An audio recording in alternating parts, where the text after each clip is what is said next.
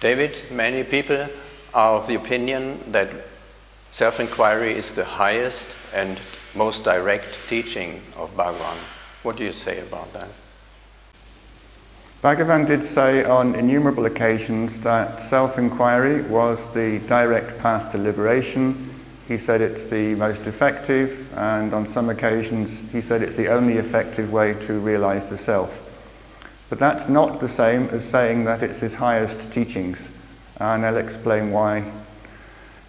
Bhagavan himself, when he was asked to make a hierarchy of his teachings, he always said that silence is my principal teachings. And by that he meant that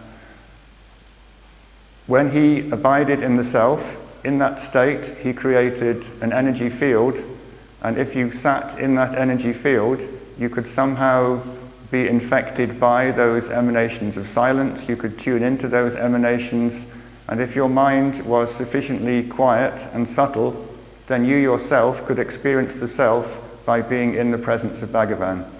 He said this is a direct, unmediated teaching. It doesn't require any activity on the part of the recipient. All it needs is a quiet mind and to sit in the presence of someone who has realized the self. Now, some people might object and say that, well, Bhagavan is no longer here, so that particular option is no longer possible. But I would say that it's eminently available. The self is everyone's true nature. It's what we really are. Bhagavan once said his favorite number one verse from the Bhagavad Gita was, "I am the self, O Gudaseka, abiding in the heart of all beings. I am the beginning, the middle, and likewise the end of all that exists." Bhagavan is not the person who sat on the sofa for 50 years. Bhagavan is the self shining in your own heart. If you want to contact that self, all you have to do is look in the right direction. There is a very nice verse in Padamalai, one of Muruganu's collections of Bhagavan's teachings, and Bhagavan himself said, "Why are you complaining that I'm not looking at you? Your problem is you're not looking in the right direction. If you look at me in the heart, you will discover that I am looking at you all the time, continuously." So although there is no longer a Bhagavan on a sofa on whom one can focus and get this satsang, there is a Bhagavan residing in the heart, and all it needs to attain that satsang is to point one's attention 180 degrees away from where it is now towards the heart to see Bhagavan looking back at you. So number one, the teaching is silence. It's not to think about anything, not to do anything, not to want anything, but simply to abide in that inner silence, in that inner presence, and point attention, so long as it can be pointed in a direction, inwards, towards the Bhagavan who resides there all the time. Now, that's level one. Then if you went to Bhagavan and said, "Bhagavan, who am I? What is the truth? What is the highest truth?" He wouldn't say, "Do self-inquiry" or anything else. He would say, "You yourself are the self. You yourself are consciousness. You yourself are Brahman." Now this is not simply a piece of information that he's giving you to file away with all the other bits of information in your brain. When a jnani tells you, "You are the self, you are consciousness," there is a power in those words, and if you listen to those words in your heart, not in your brain, not in your mind, then those words are charged, and by simply accepting those words in silence, you yourself have the possibility of becoming the truth of those words. You experience the truth of those words simply by hearing them in the right place, by letting them settle in the right place. So number one, Bhagavan said, "Sit with me, sit in the presence of the self, be absorbed in the self and experience it." Number two, if that's not working for you, you can ask a question. You can say, "Who am I? What is my true nature? How do I discover it?" And Bhagavan would say, "Why are you looking for something that you already are? You yourself are consciousness, you yourself are the self." People would then say, "Yes, yes, but what do I do?" That's not the correct response. When Bhagavan says, "You are Brahman, you are consciousness," you should respect the Guru's words. The Guru is telling you a very important truth about your true nature. He's not asking you to do something. He's not asking you to go to a cave and meditate. He is telling you from his own experience what the truth of your own real nature is. And if you can accept those words, if you can take delivery of them in the right place, then you yourself become the Brahman that Bhagavan has just declared that you are. Now, regrettably, that is not going to happen with the vast majority of people. Most people could sit with Bhagavan and feel his power, his presence, his silence. Not many people could take delivery of the words, you are self, you are Brahmin, and actually experience those words for themselves. A very few, fortunate few could, but for most people, they have to go to the next level. They go to Bhagavan and they say, okay, I've taken that statement, it's not doing anything for me. How do I get enlightened? What's the quickest, the most direct way of getting enlightened? And that's when we come down to the practice of self-inquiry. So on Bhagavan's own hierarchy, although he said self-inquiry was the most direct path, if you wanted a practice, on his own hierarchy he said that abiding in the self, as the self, in the Guru's presence, whether through an external form or internally, is the highest practice. If not, listen very carefully to the Guru's words as he tells you about your true nature. Take delivery of those words in the right place and you will experience the truth of those words. And if that isn't working, then you have to take up a practice. And that practice is self-inquiry. Bhagavan is famous for giving the question, who am I? Why did he do so? When Bhagavan asked people to say, who am I, to find out the nature of the I, he wasn't giving some abstract intellectual advice.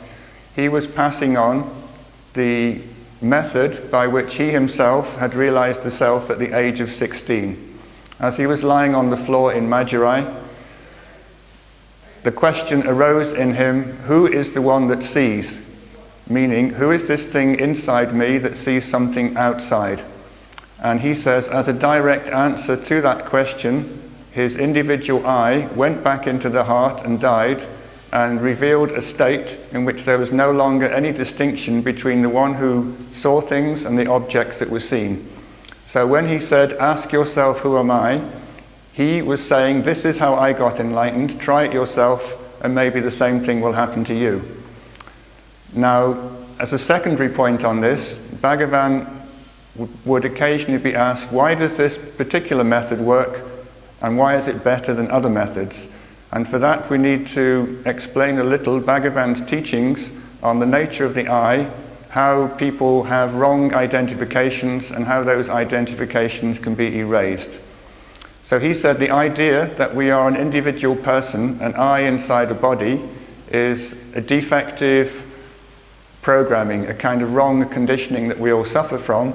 He said that there is an I inside the body which thinks itself separate from everything outside.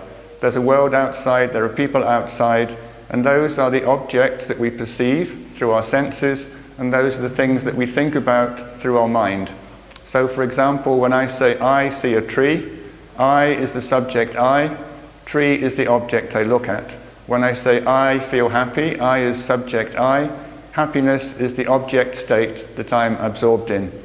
He said this dichotomy between a subject who thinks and perceives and an object that is seen or perceived is the root cause of individuation, that the idea that we are a separate self arises simply because of this confused notion that we are a person occupying a body who sees things that are separate from us and thinks about things which are different from us.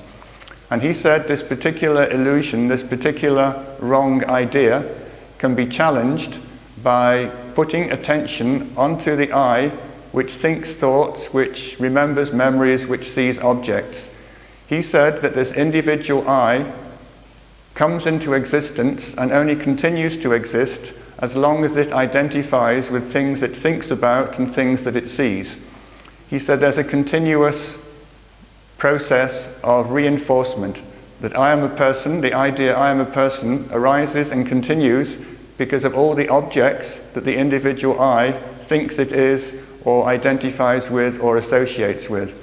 And he said you need to challenge this idea, I am a person, I am a woman, I am a man, I am angry.